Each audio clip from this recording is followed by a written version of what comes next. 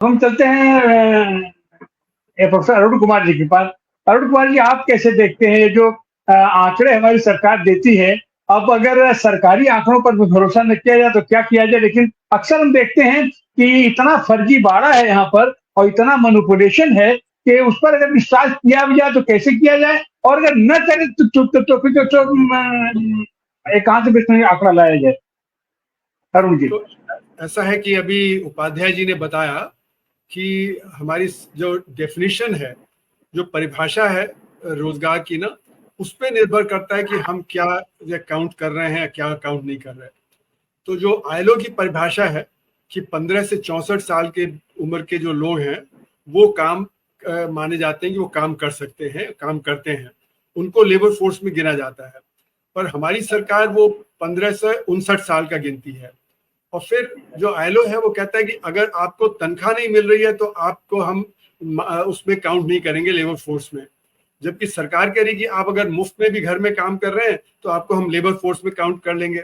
तो इसलिए सरकार के जो आंकड़े हैं वो दिखाते हैं कि 3-4-5% ही जो बेरोजगारी है, और जो आईएलओ के आंकड़े हैं जो सीएमआई इस्तेमाल करता है वो बताते हैं कि हमारे जो बेरोजगारी है वो कहीं ज्यादा है।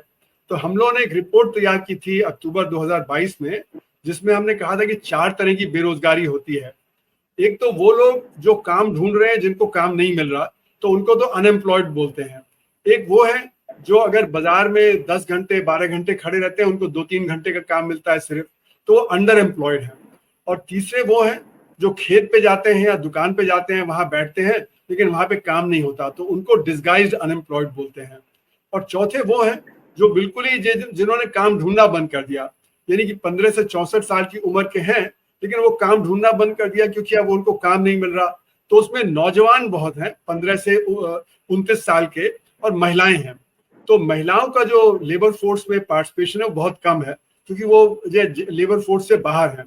तो अगर इस तरह से आप देखें तो 15 से 64 साल की उम्र के जो बीच के लोग हैं वो हमारे देश में करीब 95 करोड़ होने चाहिए, लेकिन सरकार मानती है कि 60 करोड़ है। तो यानी कि हमारे यहाँ लेबर फोर्स पार्टिसिपेशन जो रेट है वो बहुत कम है। जैसे कि उपाध्याय जी ने बताया कि हमारे यहाँ अगर सरकार के आंकड़ों के हिसाब से चले तो 58% है, सीएमआई और आईएलओ के हिसाब से चले तो 50% है। जबकि और जो बड़े राष्ट्र हैं जैसे कि ब्राजील है, चीन है, अमेरिका है, वहां पे 65 से 70% तक लोग जो लेबर फोर्स में होते हैं। तो हमारे यहाँ 10 से 15% लोग कम है लेबर फोर्स पार्टिसिपेट। तो इसको हमने जब जोड़ा तो हमने पाया कि हमारे देश में करीब 32 करोड़ लोग हैं जिनके पास कोई ढंग का काम है, लेकिन 28 करोड़ हैं जिनके पास काम है ही नहीं या ढंग का काम नहीं है। तो जो अंडर एम्प्लॉयड है, अनएम्प्लॉयड है, डिस्गाइज अनएम्प्लॉयड है, तो इसकी संख्या बहुत ज्यादा है। तो 28 करोड़ करीब है ना। तो इसलिए अगर आप ये मान के चलें कि जो लोग काम कर रहे हैं वो परिवार को सपोर्ट करते हैं, तो यानी कि 32 करोड़ लोग 145 करोड़ लोगों को सपोर्ट करते हैं, यानी हर जो काम करने वाला व्यक्ति है वो 4.4 लोगों को सपोर्ट कर रहा है। और अगर ये उसमें से हम मान लें कि 28 करोड़ को और अतिरिक्त काम मिल जाए तो हर व्यक्ति पे बोझ पड़ेगा 2.2 लोगों का। तो इसलिए जो बेरोजगारी है उसके चलते हुए हमारे यहाँ जो परिवार की गरीबी है वो बढ़ जाती है, क्योंकि हर परिवार में एक ही व्यक्ति काम कर रहा है ज्यादा से ज्यादा। तो अगर एक ही कर रहा है तो उसको 4 या 5 लोगों को सपोर्ट करना है, तो वहां पे परेशानी आ जाती है। तो इसके पीछे वजह क्या है? तो मेरा मानना ये कुदरती नहीं है, जबकि सरकार कहती है कि कुदरती है कि ये बेरोजगारी होगी। हमारा ये अपना रिपोर्ट में मानना था कि ये हमारे सिस्टम की देन है।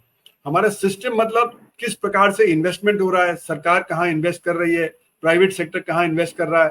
तो हमारे यहाँ जो असंगठित क्षेत्र है वहां पे 94% लोग काम कर रहे हैं, क्योंकि ये संगठित क्षेत्र में सिर्फ 6% लोग काम कर रहे हैं। तो जो 6% लोग काम कर रहे हैं वहां पे 80% इन्वेस्टमेंट होता है। तो वो इतना ज्यादा मैकेनाइज्ड है कि वहां पे काम पैदा नहीं होता। तो यानी कि जैसे अगर आप देख लें तो हमारे यहाँ जैसे बैंक हैं, पहले सारे काम करने के लिए बैंक के अंदर जाना होता था, लेकिन अब सारे काम हम मोबाइल फोन पे कर लेते हैं। तो इसलिए हमको मतलब अब जब बैंक के अंदर नहीं जाना पड़ता, तो बैंकों का काम 1000 गुना बढ़ गया लेकिन उसका स्टाफ आधा हो गया। उसी तरह रेलवे देख लीजिए, उसी तरह आप और जो देखिए जैसे मारुति कार है, वहां पे पहले एक कार 58 सेकंड में निकलती थी और उस पर 10 रोबोट 10 आदमी काम करते थे। अब एक कार 38 सेकंड में निकलती है, उस पर 20 रोबोट और 5 लोग काम करते हैं। तो प्रोडक्शन दुगना हो गया, लेकिन जो लोग आधे हो गए। तो ये जो हमारा संघर्ष क्षेत्र है उसमें मैकेनाइजेशन बहुत ज्यादा है, ऑटोमेशन बहुत है, यहाँ तक कि कृषि में भी बहुत ज्यादा मैकेनाइजेशन है। वहां पे हार्वेस्टर, कंबाइन और ट्रैक्टर और थ्रेशर और आलू खोदने की मशीन वगैरह सब लग गई हैं। तो कृषि में भी जो रोजगार पैदा नहीं हो रहा है। तो हमारे यहाँ क्योंकि मैकेनाइजेशन बहुत ज्यादा हो रहा है, और जो हमारा संघर्ष क्षेत्र है उसमें मैकेनाइजेशन तो पूरा है ही, ऑटोमेशन पूरा है, तो वहां पे काम पैदा नहीं होता। और जो असंगठित क्षेत्र है उसमें बहुत कम, मतलब गरीबी है, तो वहां पे इन्वेस्टमेंट बहुत कम है। तो 80% इन्वेस्टमेंट तो हमारा संगठित क्षेत्र में जाता है, सिर्फ 6% लोगों के लिए, और बाकी 94% लोगों के लिए सिर्फ 20% जाता है। उसमें से भी अगर आप कृषि देख लें जहाँ पे 46% लोग काम करते हैं, तो उनके लिए सिर्फ 5% इन्वेस्टमेंट जाता है। तो यानी कि आप देखें तो 46% लोगों के लिए 5% इन्वेस्टमेंट जा रहा है, जबकि 6% लोगों के लिए 80% इन्वेस्टमेंट जा रहा है। तो यानी कि कृषि में भी इन्वेस्टमेंट काफी नहीं है, और जहां पे इन्वेस्टमेंट काफी है वहां पे जो बेरोजगारी पैदा हो रही है। तो कुल मिला के हमारी स्थिति यह है कि हमारा इन्वेस्टमेंट ज्यादा से ज्यादा कैपिटल इंटेंसिव सेक्टर में जा रहा है, लेबर इंटेंसिव सेक्टर में नहीं जा रहा। और ये हमें बजट में भी दिख रहा है। अगर आप बजट में देखें तो रूरल एम्प्लॉयमेंट गारंटी स्कीम हो गई, शिक्षा हो गया, स्वास्थ्य हो गया, रूरल डेवलपमेंट हो गया, एग्रीकल्चर हो गया, यहाँ पे जो सरकार का इन्वेस्टमेंट कम है। और कहाँ पे इन्वेस्टमेंट ज्यादा है, जो ऑर्गेनाइज सेक्टर को चाहिए, जैसे बड़े हाईवेज, बड़े बड़े rail freight corridor, IT sector, power sector, तो वहां पे जबरदस्त इन्वेस्टमेंट हो रहा है। लेकिन वहीं पे जो बेरोजगारी जो क्रिएट हो रही है। तो जैसे कि सुनीलम जी ने कहा कि नए नए प्रोजेक्ट तो आ रहे हैं, लेकिन रोजगार नहीं पैदा हो रहा, क्योंकि वजह उसकी है कि हाईली ऑटोमेटेड है। दूसरी बात यह कि जितना जो ऑर्गेनाइज सेक्टर बढ़ता है तो उतना अनऑर्गेनाइज सेक्टर घट जाता है। क्योंकि जैसे कि आप देखें तो जैसे प्रेशर कुकर इंडस्ट्री है, उसमें 30 यूनिट हैं, 5 जो बड़े यूनिट हैं और 24 छोटे यूनिट हैं। तो जो 5 बड़े हैं वो 24% ग्रोथ कर रहे हैं, और जो छोटे यूनिट है वो गिरावट पे हैं, क्योंकि डिमांड उधर शिफ्ट हो गई। तो हमारे असंगठित क्षेत्र को पिछले सालों में 4 बड़े झटके लगे हैं। पहले नोटबंदी का झटका लगा, फिर जीएसटी का झटका लगा, फिर एनबीएफसी का झटका लगा, और फिर जो सडन लॉकडाउन का। इन चारों ने हमारे असंगठित क्षेत्र को धराशायी कर दिया। तो जो असंगठित क्षेत्र जहां पे कि रोजगार पैदा हो सकता था वही धराशायी हो गया, और जो संगठित क्षेत्र है वो बढ़ रहा है, लेकिन वो संगठित क्षेत्र बढ़ रहा है उससे जो असंगठित क्षेत्र और पीछे हट रहा है। तो कुल मिला के हमारी नीतियां जो गलत हैं, उन गलत नीतियों की वजह से हमारे यहाँ बेरोजगारी बढ़ रही है, और जितनी बेरोजगारी बढ़ती है उतना फिर गरीबी बढ़ जाती है। तो ये गरीबी और बेरोजगारी एक साथ जुड़ी हुई हैं, और इनका जो जोड़ है हमारी नीतियों पे। हमारी नीतियां क्या है कि वो चाहते हैं कि हमारे यहाँ बेरोजगारी बनी रहे, जिससे लेबर सस्ता मिल जाए। तो हमारा जो बिजनेस है वो सस्ता लेबर चाहता है, तो सस्ता लेबर उसको मिलेगा। जब बेरोजगारी रहेगी तो लेबर जो बार्गेन नहीं कर सकता ज्यादा तनख्वाह के लिए, तो जो उसकी पोजीशन कमजोर हो जाती है। और दूसरा जो हमारे अपर क्लासेस हैं, अपर मिडिल क्लास और अमीर हैं, उनको सस्ता लेबर मिल जाता है घर पे काम करने के लिए। तो हमारे यहाँ ये देखिए कि अमेरिका में हालांकि उनकी आमदनी हमसे 40 गुना ज्यादा है, लेकिन वहां पे घरों में नौकर नहीं होते। हमारे यहाँ जो अपर मिडिल क्लास और रिच है वो अपने घरों में जो 2-2, 3-3, 4-4 नौकर और ड्राइवर सब रखते हैं। तो हमारा जो इलीट क्लास है वो चाहता नहीं है कि जो हमारे यहाँ बेरोजगारी खत्म हो, इसीलिए वो नीतियां इस प्रकार की अपना रहा है कि जहां पे उनको फायदा हो। और ये आप देखें तो हमारे जो आजादी के बाद से ये ट्रिकल डाउन की नीति अपनाई गई है। ट्रिकल डाउन की नीति का मतलब ऊपर ऊपर का डेवलपमेंट हो जाए, नीचे चाहे जैसे भी हो। तो कृषि पे ध्यान नहीं दिया गया, लेबर इंटेंसिव सेक्टर्स पे ध्यान नहीं दिया गया, माइक्रो सेक्टर पे और स्मॉल स्केल इंडस्ट्री पे ध्यान नहीं दिया गया। और जैसे कि सुनीलम जी ने कहा कि सन 91 के बाद जब नई आर्थिक नीतियां आई तो ये और भी ज्यादा जो है ट्रिकल डाउन पे निर्भर है। उसमें यह है कि ऊपर ऊपर और ज्यादा डेवलपमेंट कर लो, और इसमें इंटरनेशनल फाइनेंस कैपिटल का बहुत रोल है। तो ये इंटरनेशनल फाइनेंस कैपिटल भी इंटरेस्टेड है आईएमएफ के द्वारा, वर्ल्ड बैंक के द्वारा ऐसी नीतियां अपनाने में जिसमें कि जो उनको फायदा हो। तो उनको फायदा होगा कि जो असंगठित क्षेत्र जो गिरता चला जाए, संगठित क्षेत्र बढ़ जाए, क्योंकि जो फॉरेन कैपिटल आएगा वो तो संगठित क्षेत्र में आएगा, वो असंगठित क्षेत्र में तो आएगा नहीं। तो इसलिए वो चाहता है कि हमारा संगठित क्षेत्र बढ़े तो उनका भी जो काम और ज्यादा बढ़े। तो इसलिए जब हमारा स्टॉक मार्केट जब ऊपर होता है तो इंटरनेशनल फाइनेंस कैपिटल को लगता है कि भारत की अर्थव्यवस्था तो बहुत अच्छा कर रही है। इसीलिए मेरा मानना है कि हमारी अर्थव्यवस्था बहुत अच्छा नहीं कर रही, हमारा संगठित क्षेत्र अच्छा कर रहा है, असंगठित क्षेत्र गिरावट पे है। तो संगठित क्षेत्र की तो ग्रोथ रेट 6.5-7% है, लेकिन असंगठित क्षेत्र में गिरावट है नोटबंदी के बाद से। तो अगर इसको करेक्ट कर लें तो हमारा रेट ऑफ ग्रोथ 6.5%, 7% नहीं है, वो 2%, 2.5% है। तो इसलिए अगर आप देखें तो अगर जो हमारा असंगठित क्षेत्र 6-7% पे बढ़ता होता तो हमारे यहाँ भी रोजगार जो ज्यादा पैदा होता।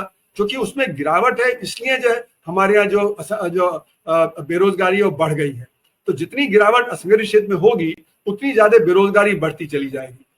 जी, जैसे एक तो चीज ये है कि हमारी सरकार कहती है कि हम चौथी अर्थव्यवस्था बन गए, दुनिया की चौथी अर्थव्यवस्था, और वहीं सरकार खुद कहती है कि हम 80 करोड़ लोगों को फ्री राशन दे रहे हैं। तो इस तरीके के तमाम आंकड़े जो इनके आते हैं वो आपस में ही खुद बिल्कुल अविश्वसनीय है, और लगता है कि जैसे फर्जीगिरी हो रही है, कि जनता को बेवकूफ बना रहे हैं, क्या बना रहे हैं। और इसका असर तो दुनिया के पैमाने पर पड़ता है। और हमारे यहाँ भी अभी अभी जैसे कहें कि अपना बेरोजगारी, रोजगार देने का जो असली क्षेत्र होता है वो तो अपने उत्पादन क्षेत्र होता है, और उत्पादन क्षेत्र तो कहीं दिखाई नहीं पड़ रहा है। सबसे बड़ा एम्प्लॉयमेंट तो हमारे कृषि में आता है, लेकिन कृषि क्षेत्र को भी इतना ये नुकसानदायक बना दिया गया है कि वहां पर भी एकदम हताशा है। ऐसी हालत में ये जो सरकार इस तरीके के आंकड़े देती है, इस आंकड़े का मतलब क्या है उपाध्याय जी? नहीं, अभी एक चौथी अर्थव्यवस्था हमारी हो गई है, तो इसमें पहली बात तो जीडीपी वगैरह को लेकर जो एस्टिमेट्स हैं, जैसे अरुण कुमार जी हम अभी बताया कि हम कैलकुलेशन कर देते हैं ऑर्गेनाइज्ड के बेसिस पर, वही मान लेते हैं अनऑर्गेनाइज्ड में। तो बहुत सारी डिबेट्स हैं, प्राइस इंडेक्स को लेके भी डिबेट हैं, और हम कौन सा मेथड, तो ये सारी बातें हैं। चलो अब ये बातें मान लो हम छोड़ भी दें एक मिनट के लिए, तो हमारा चौथा जो स्थान है या तीसरा हो जाएगा, तो वो इसलिए है कि जापान में या जर्मनी में ग्रोथ नहीं हो रही है। जापान तो 30 साल हो गए जहाँ पे कोई ग्रोथ नहीं हो रही है। अब यही हाल यूरोप का हो गया, तो वहां भी ग्रोथ नहीं हो रही है। तो ऑटोमेटिकली आप अगर मान लो 2-4-5% की ग्रोथ है तो आप आगे निकल जाओगे। अब 1 साल में नहीं, 2 साल में नहीं, तो 4 साल 5 कभी तो निकल ही जाओगे। तो ये जो नंबर, जो रैंक बढ़ने वाली बात है, उसमें हमारी कोई बहुत बड़ी उपलब्धि नहीं है। वो ये दिखा रहा है कि यूरोप स्टैग्नेशन में आ गया, जापान तो 30 साल से स्टैग्नेशन में है, और वही हालत जर्मनी की हो रही है। यूक्रेन वॉर से गैस प्राइसेस बढ़ गई हैं, तो वहां भी अब नेगेटिव ग्रोथ हो रही है। तो ऑब्वियसली अच्छा, एक्सचेंज रेट का भी बहुत फर्क पड़ता है। तो ये प्रेडिक्शंस के अभी तो खैर प्रेडिक्शन ही है, चौथे रैंक वाला। तो अगर एक्सचेंज रेट में बहुत ज्यादा बदलाव आता है, वो कहा नहीं जा सकता किसके में आएगा, क्योंकि जो माहौल चल रहे हैं, लड़ाई के माहौल, तो मान लो पेट्रोल प्राइसेस बहुत बढ़ती हैं, तो कौन सी इकोनॉमी पे ज्यादा असर पड़ता है। तो ये सारी बातें हैं। तो चलो ठीक है, मतलब ओवर टाइम तो आप तीसरे नंबर पर आ ही जाओगे, क्योंकि यूरोप में स्टैग्नेशन है, जापान में है ही है। लेकिन उससे क्या निकलता है? आप अपनी बाकी रैंकिंग देखिए, आप पर कैपिटा इनकम की रैंकिंग देखिए, आप ह्यूमन डेवलपमेंट इंडेक्स की रैंकिंग देखिए, आप हंगर इंडेक्स की रैंकिंग देखिए। वो भी तो बताते हैं कि आपकी आम जनता की, कॉमन लोगों की क्या स्थिति है। आपका ह्यूमन डेवलपमेंट इंडेक्स 130 पे क्यों है? अब मैं जैसे मान लो इस चीज को नोट कर रहा हूं, जब से कितने साल हो गए, 25-30 साल हो गए, ये 130 के आसपास ही रहता है। तो ये दिखाता है ना कि आपका ओवरऑल एजुकेशन, हेल्थ वगैरह में, अब एजुकेशन में नंबर आप बढ़ा देते हो, लेकिन वहां क्वालिटी का कोई कंसिडरेशन नहीं है। स्किल्स सूटेबल है या नहीं है, उसका कोई कंसिडरेशन नहीं है। स्किल्स के हिसाब से जॉब मिलता है कि नहीं मिलता। मैं एक और बात कहना चाहूंगा, अरुण कुमार जी बता रहे थे कि 3-4 बातें हुई, जैसे कोरोना या डिमोनेटाइजेशन, लेकिन कुछ खतरे तो अभी जो हमें सामने दिख रहे हैं वो फ्यूचर वाले भी हैं। तो पहली बात तो जैसे ये लड़ाई वाली बात है, तो उसमें जो सप्लाई चेन पे फर्क पड़ता है, डिस्रप्शन होता है। अभी पता नहीं ऑयल की सिचुएशन कैसी होने वाली है। और दूसरी एक जो अमेरिका की सरकार है, ट्रंप की सरकार है, तो वो टैरिफ्स को लेके खेल कर रही है। तो वहां भी सारे, कभी किससे झगड़ा करती है, चीन से करती है, कभी औरों को धमकाती है। अभी जैसे मान लो रेयर अर्थ की बात है, तो चाइना पहले ज्यादा रिएक्ट नहीं करता था, लेकिन अब चाइना भी रिएक्ट करने लग गया, तो उसने रेयर अर्थ पर पाबंदी लगा दी। तो ये सप्लाई चेन के मामले हैं, लड़ाई के मामले हैं। अच्छा, इसके अलावा जो बातें अभी जैसे उठाई गई हैं कि ऑटोमेशन वाली बात है, तो वो भी बड़ी तेजी से आ रही है, और इसके साथ में एआई आने लग गया। तो तो बहुत सारे जॉब्स तो खतरे में हैं। अब तो ये जॉब खतरा वाली बात डेवलप कंट्रीज पर भी लागू होगी। कितने सारे ऐसे जॉब हैं जिनमें लोगों की जरूरत ही नहीं पड़ेगी, वो एआई के द्वारा आप कर सकते हो। तो आगे अभी हमारे 3-4 चीजें हमारे साथ हुई, जीएसटी वगैरह, कोरोना या डीमोनेटाइजेशन, लेकिन आगे के खतरे, लड़ाई का खतरा है, टैरिफ्स के खतरे हैं, सप्लाई चेन के खतरे हैं, ऑटोमेशन के खतरे हैं, एआई के खतरे हैं, और एक्सपोर्ट का भी जो मामला है, प्रोटेक्शनिज्म इतना ज्यादा है कि हालांकि आप देखिए कि कुछ देखो ईस्ट एशिया वाली कंट्रीज हैं, वही माहौल है, वो देख रहे हैं जो हम देख रहे हैं, लेकिन वहां सोसाइटी ऑर्गेनाइज इस तरह से होती है कि वो उसमें से भी कोई रास्ता निकाल लेते हैं। जैसे वियतनाम हुआ, थाईलैंड हुआ, इंडोनेशिया हुआ, मलेशिया हुआ। पहले वाले टाइगर्स तो अलग है ही हैं, साउथ कोरिया, ताइवान वगैरह, वो तो सिंगापुर, हांगकांग, वो तो पहले ही कर, लेकिन आज की तारीख में हाँ, वियतनाम, इंडोनेशिया जैसी कंट्री एक्सपोर्ट के थ्रू रास्ते निकालते हैं। हम वो भी नहीं कर पाए हैं। हमारा एक्सपोर्ट्स में ऐसी कोई उपलब्धि हमने इतने दिनों में देखी है। सरकार कोशिश करती है, लेकिन इंडस्ट्री अगर इस बात को नहीं उठाए, इंडस्ट्री अगर ये सोचे कि बाहर से माल लेके ट्रेड करके, ट्रेड बेचने, खरीदने बेचने में ही अगर ज्यादा विश्वास करती है, तो प्रोडक्शन कहाँ से होगा? इन्वेस्टमेंट नहीं हो रहा है। एफडीआई के भी नए आंकड़े हैं, हमारा जो नेट एफडीआई है वो तो 0 के बराबर है इस साल। हाँ, जितना पैसा बाहर जा रहा है उतना ही हमारा चला जा रहा है। तो आगे आने वाली जो सिचुएशन है कोई बहुत अच्छी सुविधाजनक नहीं लग रही है। बहुत सारे खतरे जो पहले नहीं थे वो एकदम पैदा हो गए हैं, जैसे लड़ाई का हुआ, टैरिफ का हुआ, एआई का हुआ। तो वो भी एक सिचुएशन, हम आने वाली स्थिति में किस तरह से इन समस्याओं से छुटकारा पा सकेंगे, जो हमारी एम्प्लॉयमेंट से, अनएम्प्लॉयमेंट से, गरीबी से, सभी चीज से, शिक्षा, स्वास्थ्य, सभी चीजों से जुड़ी हुई है। जी प्रोफेसर साहब,